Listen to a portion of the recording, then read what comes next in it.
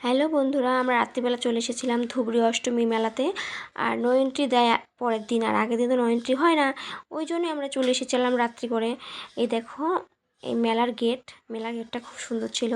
আমরা চলে যাচ্ছি মন্দিরের সামনে, আর মা মাসিকে নিয়ে এসেছিলাম।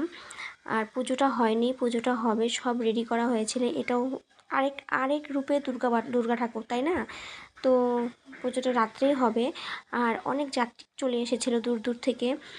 আর এই দেখো, মেলার মাঠটা অন্য বাড়ির থেকে আরও বড় হয়েছিল এইবার। আর রাত্রি করে সবগুলা আর কি বন্ধই ছিল, তার জন্য। আর এখানে হচ্ছে, ওটাও ছিল বসার জায়গা।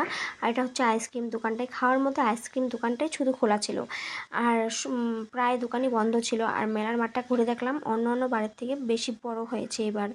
আর আমরা আইসক্রিমটাই কিনে খেয়েছিলাম, খাওয়ার মধ্যে শুধু আইসক্রিমটাই খেয়েছিলাম, আর একটু খিচুড়ি খেয়েছিলাম নেতাধুপানি ঘাটের এখান থেকে চলে যাবো বাবা নেতাধুপানি ঘাটের ওখানে। তো এখানেও কয়েকটা ফটো উঠেছি, ওখানেও কয়েকটা ফটো উঠেছি, সবগুলো তোমাদের সঙ্গে শেয়ার করার চেষ্টা করছি। আর এখানে দেখো, আমার ছিল আরেকটা নিয়ে নিল, অন্যরকম নিয়ে নিল আইসক্রিম। তারপর যখনই দেখলো আমার মাসি একটা পুতুলের দোকান আর কি, তখনই মাসি বলছিল আমি হাম্বা নিব, হাম্বা। তো মাসির ভাস্তার জন্য মাসি হাম্বা নিয়েছিল।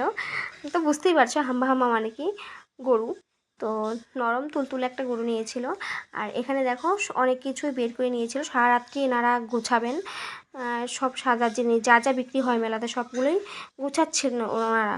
তো আমরা কয়েকটা ফটো উঠে নিয়েছিলাম, বলে দিয়েছি। তো এই কয়েকটা ফটো আমরা উঠেছিলাম। আর আসার সময় এই দেখো, নেতাধুপানি ঘাটের ওখানেও গিয়েছিলাম। আসার সময় দেখছিলাম বাড়ি থেকে যে যাত্রীগুলো এসেছে তাদের খিচুড়ি খাওয়া ছিল, তো আমরাও খিচুড়ি, দারুণ হয়েছিল খিচুড়িটা। তো টাটা।